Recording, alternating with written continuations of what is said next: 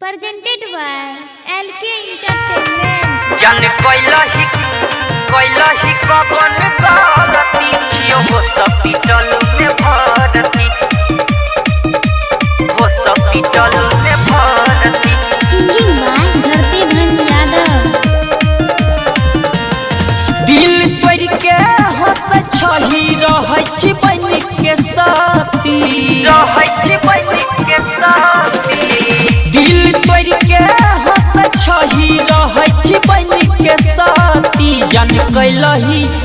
कोइलही कबन गलती छियो हॉस्पिटल में भर्ती जन कोइलही कबन गलती छियो हॉस्पिटल में भर्ती सचिन रिकॉर्डिंग स्टूडियो सहरसा.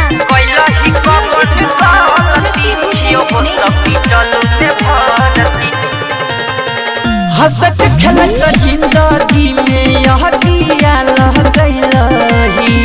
कहै कही जान जान हमर ललेलही हंसत खेलत जिंदगी में यह किया लह गइलही कहै कही जान जान हमर ललेलही दिल में गेलही दर्द लहरई जलै जना दिख के बाती जान कोइलही कबन गलती छियो हॉस्पिटल में भर्ती जान कोइलही कबन गलती छियो हॉस्पिटल में भर्ती जान कोइलही कबन गलती छियो हॉस्पिटल में भर्ती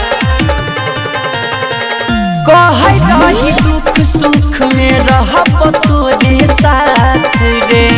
भेल कवन गलती खेला खेलले जिंदगी के साथ रे कहै रही दुख सुख में रहब तोरे साथ रे भेल कवन गलती खेला खेलले हमरा साथ रे धरती धन के दिल के जान बुताई के गेल ही बाती जान कोइलही कबन गलती छियो हॉस्पिटल में भर्ती जान कोइलही कबन गलती छियो हॉस्पिटल में भर्ती मिक्स बाय सलीम सहगल।